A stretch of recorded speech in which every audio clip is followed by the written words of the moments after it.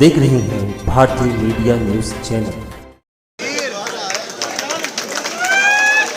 शकीर भाई ट्रैक्टर वाला साहब, राष्ट्रवादी के महावीर कारपेंटर,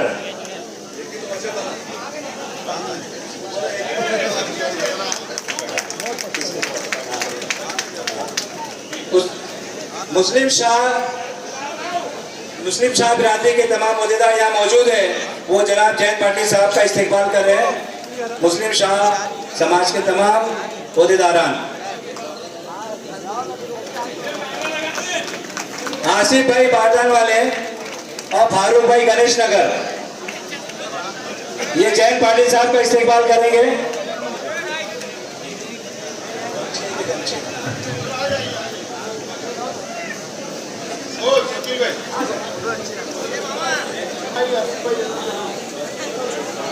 थोड़ा पीछे हो जाओ, अरे गिर आएंगे। मैं चाहूंगा आसिफ शेख साहब के आता हूं। उसके बाद महाराष्ट्र प्रदेश महिला कांग्रेस के अध्यक्षा हमारी रूपाली भाई चाकन का इस्तेकबाल हमारी महिला अध्यक्षा करेंगी।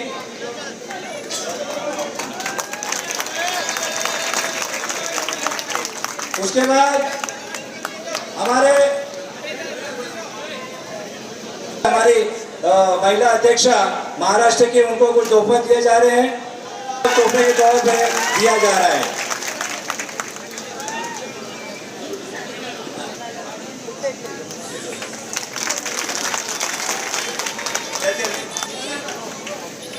उसके बाद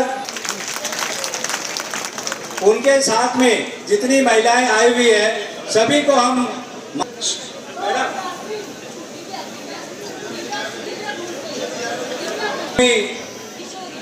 किशोरी मैडम, इनको भी तोहफा दिया जा रहा है। उसके बाद मालेगांव शहर जिला राष्ट्रवादी कांग्रेस के तमाम हमारे कार्याध्यक्ष,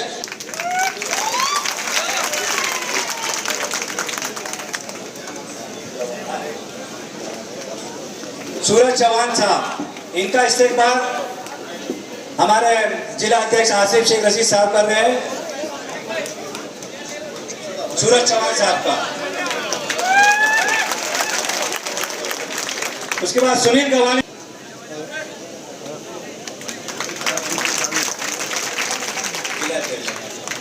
नासिक जिला अध्यक्ष रविंद्र नाना पगार साहब का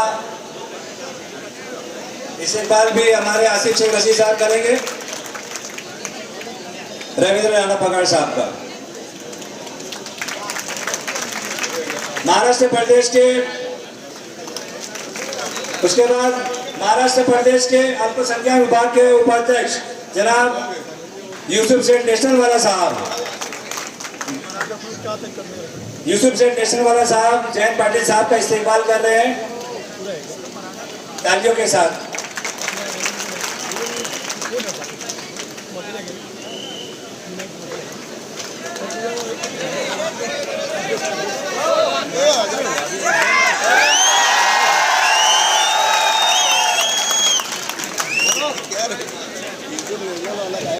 आसिफ साहब के कामकाज को देखते हुए राष्ट्रवादी से प्रभावित होकर वो राष्ट्रवादी में आज शामिल हो रहे हैं। हम तमाम लोगों से गुजारिश करेंगे कि तालियों के साथ उनका इस्तेकबाल करें।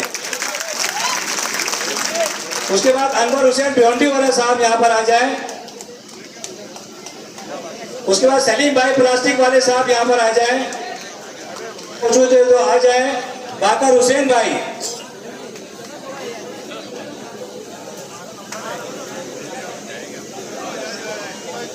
सलीम प्लास्टिक वाला साहब, ये माजी नगर सेवक है, मालेगांव शहर की मशहूर शख्सियत है, राष्ट्रवादी कांग्रेस में शामिल हो रहे हैं। हम उनका इस्तेकबाल करते हैं। उसके बाद अनवर हुसैन भिवंडी वाला साहब, माजी नगर सेवक अनवर भाई भिवंडी वाले साहब, माजी नगर सेवक, उनका भी इस्तेकबाल किया जा रहा है हमारे जैन पाटिल साहब के हाथों। मोइनुद्दीन निजामुद्दीन भाई, इकबाल अहमद कांच वाले साहब से गुजारिश करूंगा, माजी नगर सेवक है ये, इकबाल अहमद कांच वाला साहब से गुजारिश करूंगा कि यहाँ पर तशरीफ लाएं। राष्ट्रवादी से प्रभावित होकर राष्ट्रवादी में शामिल हो रहे हैं। तालियां। इकबाल अहमद कांच वाला साहब, मालेगांव की मशहूर शख्सियत, तालियां बजाए भाई। उसके बाद परवीन माधवराव पाटिल साहब, ये हमारे माजी नगर सेवा करते हैं।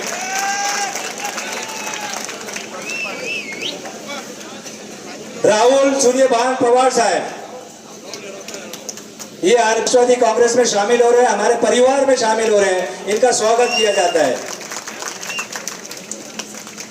सतीश राजेंद्र शिंदे, ये शिवसेना कार्यकर्ता है साहब है, शिवसेना कार्यकर्ता है, राष्ट्रवादी में शामिल हो रहे हैं।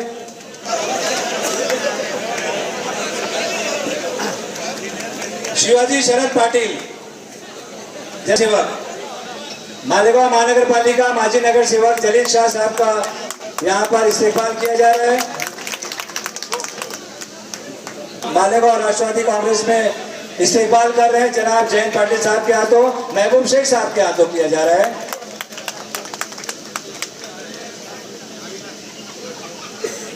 घड़ी घड़ी बोल, घड़ी घड़ी अब दुश्मनों की, अब दुश्मनों को जयंत जी, अब दुश्मनों को जयंत जी, पाटिल ठोक जयंत जी, पाटिल ठोक दो, अब दुश्मनों को जयंत जी, पाटिल ठोक दो, पाटिल ठोक दो, माथे पे राष्ट्रवादी का अब कील ठोक दो। घड़ी घड़ी घड़ी घड़ी घड़ी घड़ी बोल, घड़ी घड़ी घड़ी घड़ी। भाई नगर सेवक, सारे नगर सेवक उपस्थित, भाइयों बहनों, अस्सलामु अलैकुम। आपके यहाँ मुझे आते आते बहुत देर हो गई। बात यह है कि रोज देर होती है, ये कोई नई नहीं है। जो आखिरी में बचता है उसको कड़ी से कड़ी शिक्षा होती है। अभी तो 12 भी नहीं बजे, 2 बजे और 4 बजे भी हमने इस यात्रा के दौरान सभा ली है, और इसीलिए मुझे यकीन था कि मैं रात को 11 बजे तो क्या फजर में भी आता तो आप मेरा इस्तेकबाल इसी तरह से करते।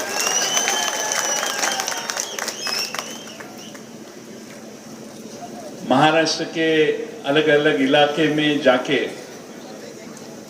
हमारी ये राष्ट्रवादी जनसंपर्क की जो परिवार संवाद की यात्रा है वो मालेगांव तक आके पहुंची है। मेरे ख्याल से अब तक 150 असेंबली कॉन्स्टिट्यूएंसी में हम जाके आए। गढ़चिरौली के अहिरी मतदार संघ कहाँ है आपको पता होगा। इसके दूसरे तरफ की आखिरी जगह है वो, पूरब के बाजू में। वहां से हमने ये परिवार संवाद की यात्रा शुरू की। हर मतदार संघ में हम गए। हमने कहीं ज्यादा भाषण नहीं दिया, क्योंकि ये परिवार का संवाद है। लोगों का सुनने के लिए हम जहां जहां पहुंच सके वहां जाने की कोशिश की। महाराष्ट्र में विदर्भ के सारे जिले में हम गए। खानदेश में धुले, नंदुरबार, जलगांव में गए। मराठवाड़ा के हर जगह हम जाके आए। अहमदनगर जिला और नासिक जिले में कल दोपहर तक पूरे हर कॉन्स्टिट्यूएंसी में हम जाके आए होंगे। मैं जहां जहां गया, एक भी कॉन्स्टिट्यूएंसी, एक भी तालुका ऐसे नहीं था कि जहां शरद पवार जी के नाम से माहौल नहीं बना था। महाराष्ट्र के हर तालुका में, हर कॉन्स्टिट्यूएंसी में पवार साहब को मानने वाले बहुत बड़े संख्या में लोग हैं। कुछ जगह हम इलेक्शन लड़ाते हैं, कहीं पे हम इलेक्शन हमारे कैंडिडेट खड़े नहीं करते, क्योंकि हमारा कांग्रेस से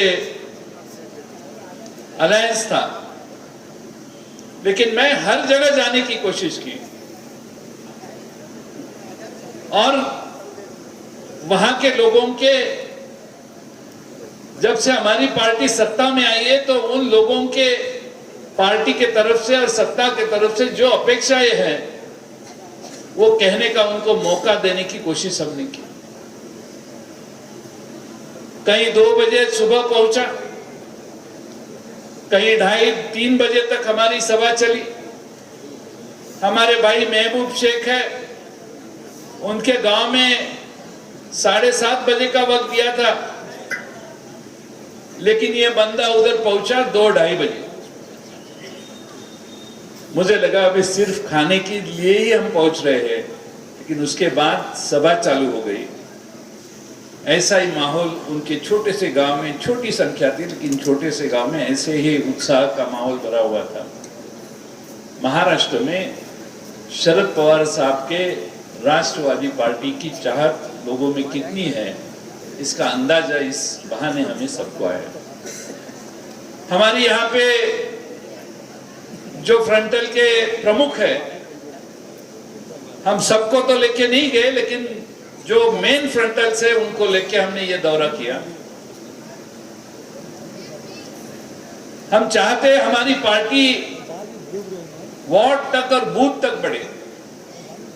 मैं यहां पे आसिफ भाई का अभिनंदन करता हूं कि मैं पूरे महाराष्ट्र में घूम के आया, लेकिन ऐसा काम मैं कहीं देखा नहीं।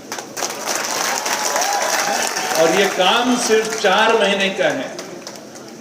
जिसको एमएलए बनने की तमन्ना होती है वही ऐसा काम कर सकता है, ऐरे गैरे का ये काम नहीं है।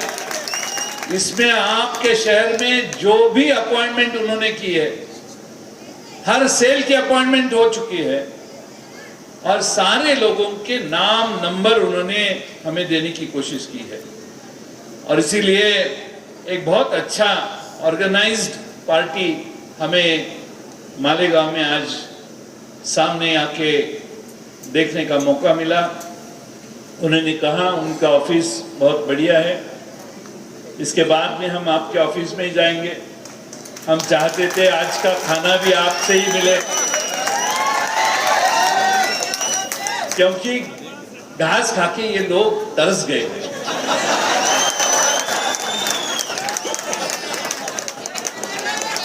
बहुत बड़ी उम्मीद थी आज, और इनको मैं बोला था कि शाम का खाना इतना अच्छा होगा, इतना अच्छा होगा, इतना अच्छा होगा कि आप जल्दबाजी मत करो, बीच में मत कुछ खाओ।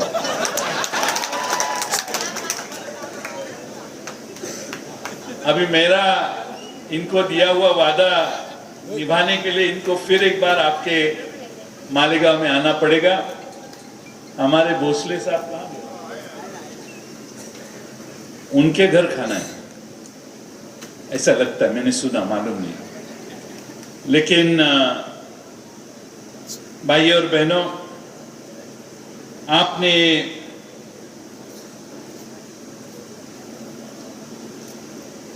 आपके काफी चंद लोग आसिफ भाई का साथ कांग्रेस में भी देते थे।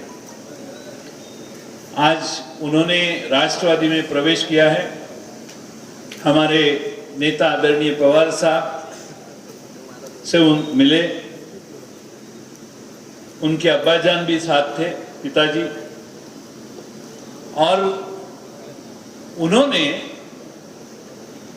पवार साहब से, अजीत पवार जी से, हमारे सब साथ के लोगों से बातचीत की। हमने उनको बोला हमारे पार्टी में आइए, आपको पूरी ताकत देंगे और पूरी ताकत से मालेगांव का विकास आपके हाथों से करने की हम कोशिश करेंगे। आने वाले महापालिका के चुनाव में आपने हमें हाथ ऊपर करके वादा किया है मैं उसके बाद आपसे वादा करता हूं कि मालेगांव शहर में चुनाव में राष्ट्रवादी को चुन के आइए, हमारी पार्टी सत्ता में आएगी तो उसके लिए पहला तोहफा राष्ट्रवादी के तरफ से 100 करोड़ का अजीत पवार के माध्यम से आपको देने की व्यवस्था हम करेंगे। जो भी आप चाहे वो, लेकिन पहला हमारा तोहफा 100 करोड़ 100 करोड़ का हम देने की व्यवस्था करेंगे। इलेक्शन के बाद बजट होगा, ऐलान हो जाएगा, लेकिन एक वादा जो आपने अभी किया वो वादा निभाने का आप सब पे ये जिम्मेदारी रख के छोड़ के मैं जाऊंगा। आज हमारे राष्ट्रवादी में इस शहर में ऐसे मुझे बताया गया कि सेवा दल का काम बहुत बढ़िया है, और कुछ भी इस शहर में हुआ तो 10 मिनट के अंदर हमारे सेवा दल के कार्यकर्ता पहुंच जाते हैं, और करीब 150 लोग कार्यकारिणी में हैं, ऐसा मुझे बताया गया है। वैसे तो हमारा रिव्यू का ये जो मीटिंग होता है उसमें हम सबके अटेंडेंस लेते हैं, हाजिरी लेते हैं, हाथ ऊपर करने को बोलते हैं या नाम लिख के लेते हैं, लेकिन आपका ये मीटिंग नहीं है, ये तो बड़ा 9:30 बजे है शाम के, लेकिन ये बड़ा जो आपका जो ये बड़ा माहौल है उसमें हमारा रिव्यू नहीं हो सकता। अभी 10 बजने को थोड़ी देर बाकी है, इसलिए उसके पहले मेरा भाषण खत्म होने के लिए कुछ अभी 30 मिनट बाकी है, और इसीलिए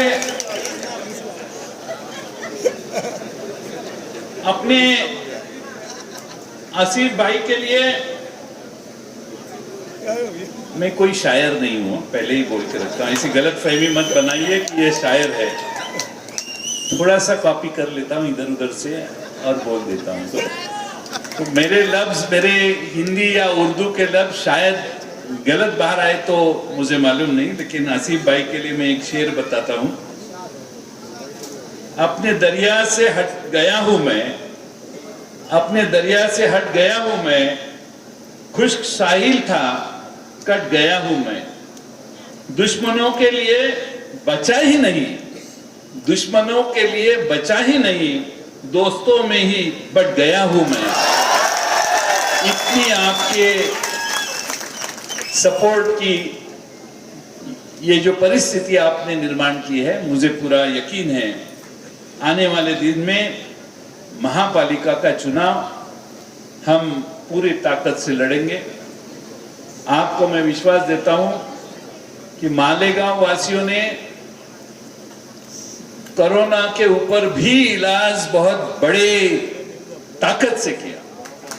लोग पूछते थे मालेगांव का कोरोना कहाँ गया, वो जो काढ़ा मैं भी पीता था और आसिफ भाई ने मुझे लाके दिया था, लेकिन मालेगांव में एक वक्त था, मालेगांव में यहाँ का कोरोना बढ़ गया तो लोग अलग अलग बातें भी करने लगे। इस देश में ऐसे लोग आज काम करते हैं, थोड़ी सी गलती हो गई या कुछ भी दिखा तो उसमें किसी एक कौम को जिम्मेदार करने का, रखने का उनको आदत सी हो गई है। देश में मोदी साहब की सरकार है, आपने बहुत सहन लिया है, आपकी सहनशीलता बहुत बड़ी है।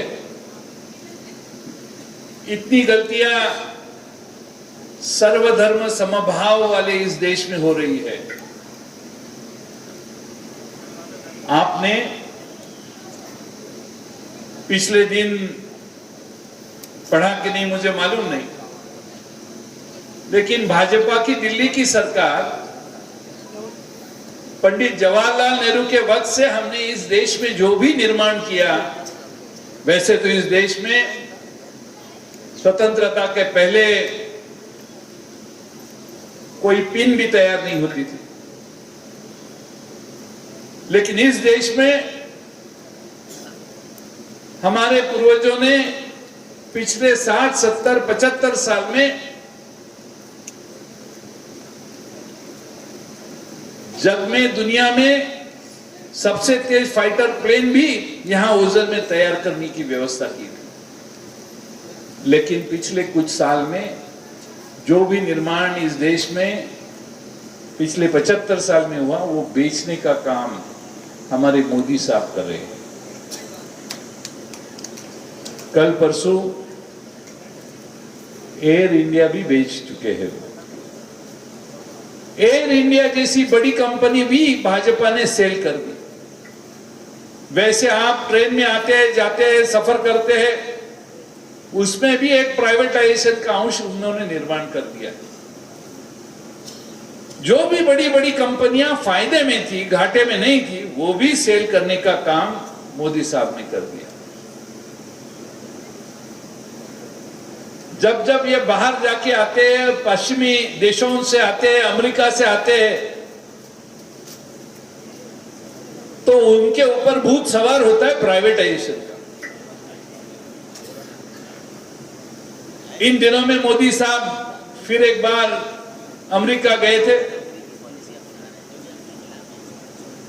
न्यूयॉर्क टाइम्स, मेरे फोटो पे, मोबाइल पे एक फोटो है, न्यूयॉर्क टाइम्स का जैसे छपा होता है वैसा, और उसके नीचे मोदी साहब कुछ लिख रहे हैं, ऐसा फोटो है। और उनके भक्तों ने लिखा था, मोदी साहब का इतना बड़ा स्वागत अमेरिका में हुआ कि न्यूयॉर्क टाइम्स ने उनका पहले पेज पे सम्मान करते हुए उनके बारे में न्यूज छपी है। 5-6 दिन के बाद आसिफ भाई, न्यूयॉर्क टाइम्स ने ट्वीट किया, फेसबुक पे डाला, पेपर में दिया कि नरेंद्र मोदी साहब का कोई भी न्यूज हमने दिया नहीं है। उस दिन दूसरी ही न्यूज उन्होंने दिखाई, जो छपा नहीं उसको बदल के, चेंज करके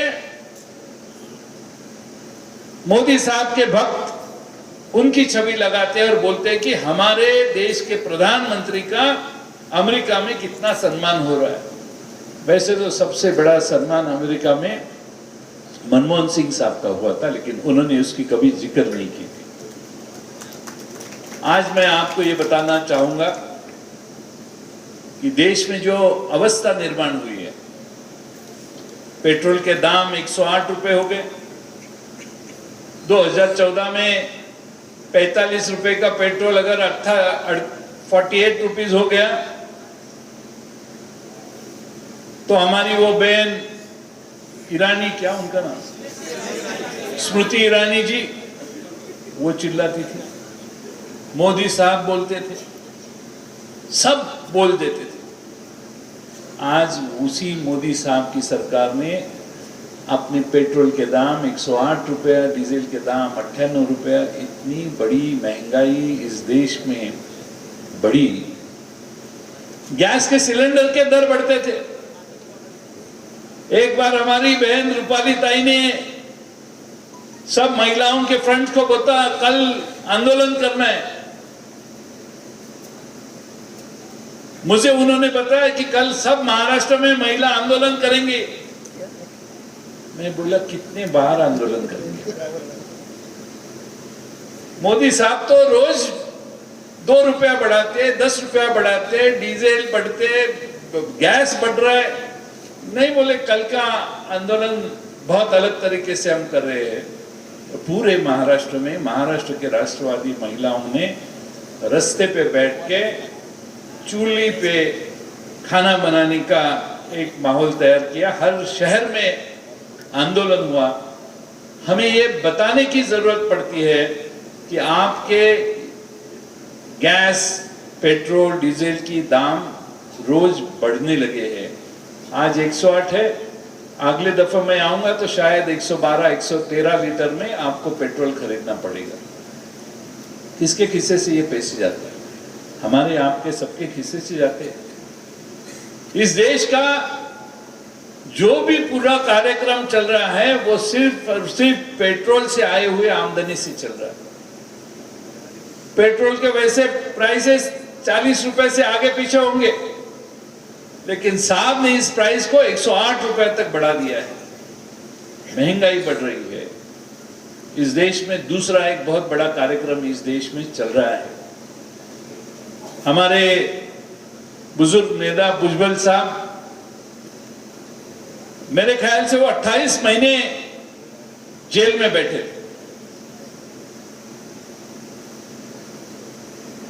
इतना बड़ा समय उन्होंने जेल में कटा। पूरे महाराष्ट्र में बीजेपी बता रही थी कि इन्होंने बहुत बड़ा गुनाह किया है। हम बोल रहे थे ये गलत बोल रहे हैं, ऐसा कोई नहीं, जानबूझ के इनको बदनाम करने की हम साजिश हो रही है। कल परसों पिछले महीने में हाईकोर्ट ने निर्णय दिया और आदरणीय भुजबल साहब और उनके फैमिली के सबको पूरा निर्दोष बताते हुए उनको छोड़ दिया। लेकिन भुजबल साहब ने जो 26-28 महीने जेल में काटे वो उनको कौन वापस देगा? अगर आप इंक्वायरी नहीं करते, प्रूव नहीं करते, फिर भी लोगों को जेल में रखते हैं,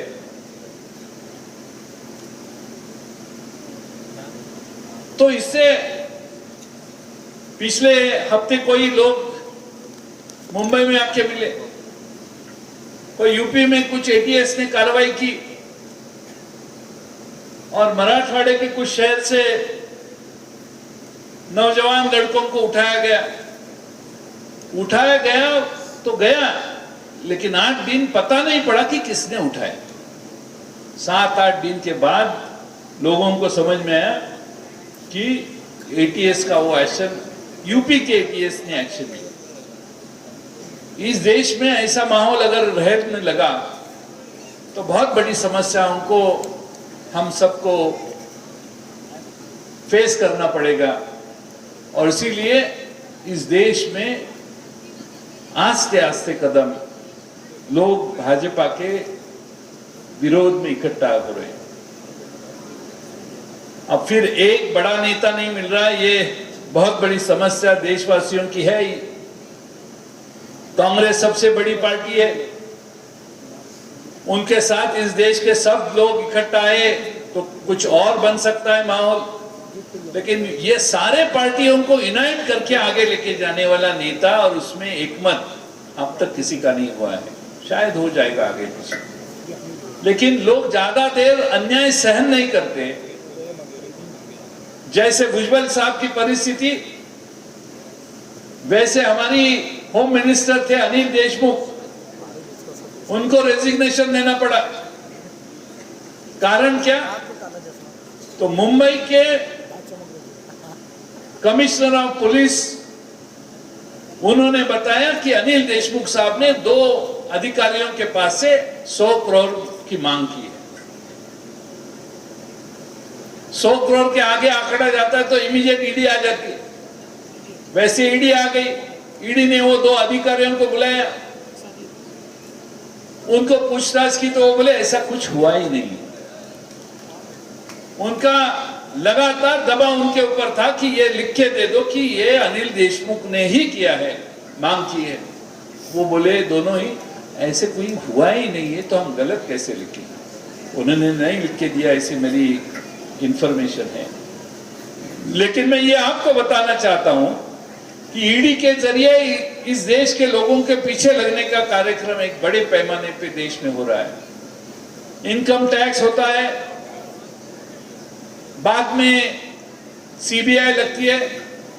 वैसे ही एक पूनमिया नाम के शख्स की रिकॉर्डेड संभाषण की एक प्रत हमें मिली, टीवी पे भी बताई गई। उसमें वो साहब बताते हैं कि आने वाले 15 दिन में एक बड़ा मंत्री टारगेट किया है, वो घर जाएगा, उसके पीछे ईडी लगवा देंगे, और 4-5 मंत्री है उनके पीछे भी ईडी और सीबीआई लग जाएगी, ये सरकार गिर जाएगी।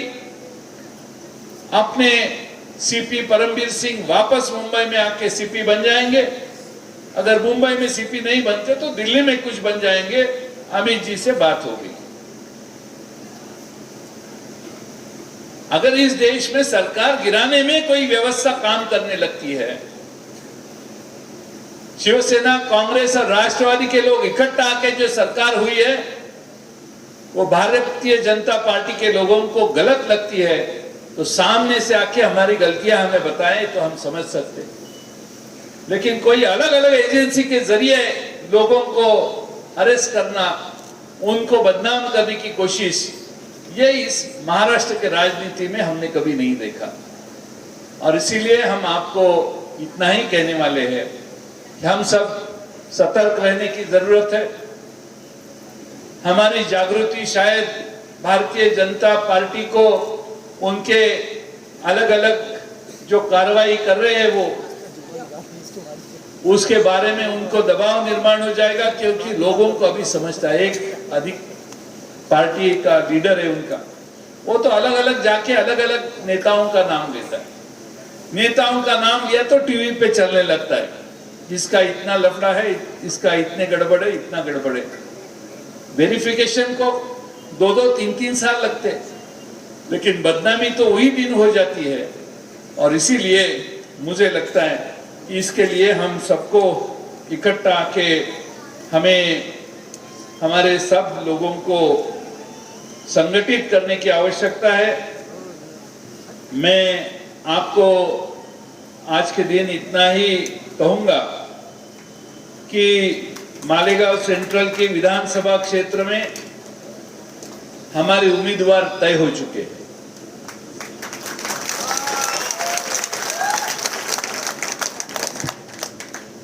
मालेगांव के विधानसभा क्षेत्र में कौन चुनाव लड़ेगा इसका नाम मुकर्रर हो चुका है। और जिस ढंग से उन्होंने काम करने को शुरुआत की है, मुझे पूरा यकीन है आने वाली 2024 में इस कॉन्स्टिट्यूंसी में से मुझे एक आमदार मिलेगा ही। पिछले साल 19 में हमने 114 सीटों पे इलेक्शन लड़ाया, उसमें से 54 लोग हमारे यशस्वी हो गए, लेकिन 60 जगह हम परास्त हो चुके। उस 60 जगह के लिए कोई सुधार लाने की कोई कोशिश हम कर सकते हैं क्या, ये देखने का, उसका अंदाजा लेने के लिए भी हमारी ये राष्ट्रवादी परिवार संवाद यात्रा है। मैं आप सबको इतना ही कहूंगा कि आपके सबके मदद से, आशीर्वाद से महाराष्ट्र को फिर एक बार ताकत से राष्ट्रवादी कांग्रेस उभरते हुए आती हुई नजर आएगी। हमारे सरकार में हम जो बैठे हैं, तीनों पार्टियों का मसला यानी हमारे संबंध बहुत अच्छे हैं। हमारी सरकार जब सत्ता में आई तो किसानों को कर्ज माफी का निर्णय हमने किया। उसके बाद में कोरोना शुरू हुआ, बहुत कठिनाइयों का सामना हमें करने पड़ा, फिर भी सरकार अच्छी चलाने की कोशिश हमारे सरकार ने की। अभी वो शिव भोजन थाली सबसे पॉपुलर प्रोग्राम हो गया। कहा तो शिव भोजन थाली के सेंटर पे वो जा सकता है, 5-10 रुपए में उसको खाना मिल सकता है। मेरे को तो आज सुबह SMS आया, वो 10 रुपए की कीमत जरा ज्यादा है, उसको भी कम करो। यानी समाज में कितनी गरीबी है उसका अंदाजा लेके हमारे सरकार ने ये योजना निर्माण की है जो सबसे पॉपुलर आज महाराष्ट्र में है। और इसीलिए मैं आपको इतना ही कहूंगा कि अपनी सरकार आप सबके आशीर्वाद से अच्छी चलेगी। हमारी राष्ट्रवादी पार्टी को एक बहुत बड़ी ताकत आज मिली है। मुझे सगीर भाई नगर सेवक है ना, है कि नहीं मालूम नहीं मुझे। हाँ, वो एक बार आए और बोले मुझे कि वो मालेगांव में आसिफ शेख साहब को आप फ़ोन करो। मैंने कहा वो कांग्रेस में है। नहीं सर आपको फ़ोन करो, आप फ़ोन करके देखो। मैंने कहा नहीं ऐसा कांग्रेस के लोगों को कैसे फ़ोन कर सकता। नहीं फ़ोन करो। नहीं हम सरकार में ही थे। नहीं आप फ़ोन करो। उन्होंने इतना जबरदस्ती या जो भी शब्द उन्होंने कहा, मैंने फ़ोन किया और ये रिश्ता बन गया।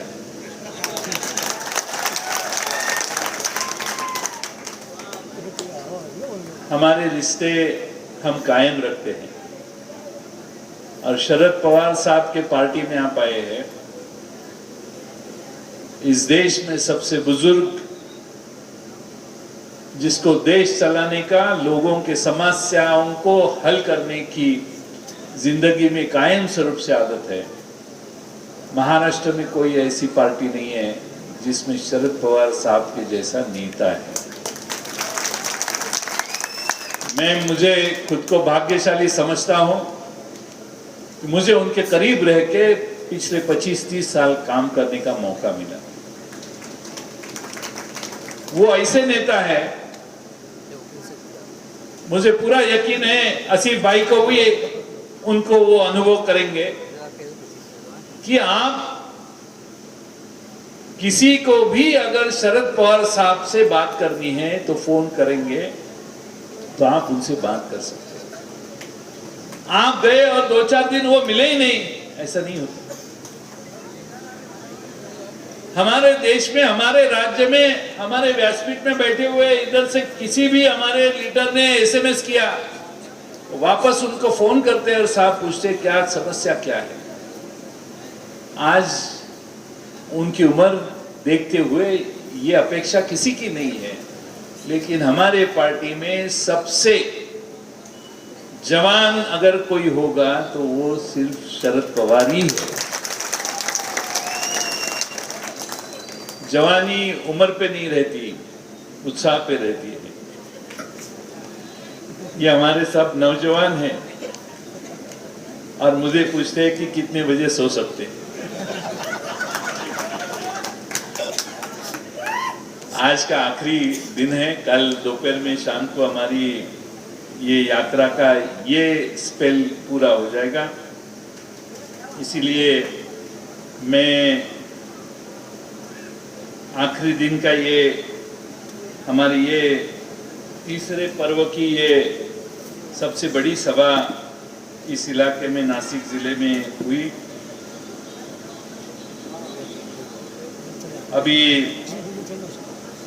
आपने जो बहुत कम वक्त में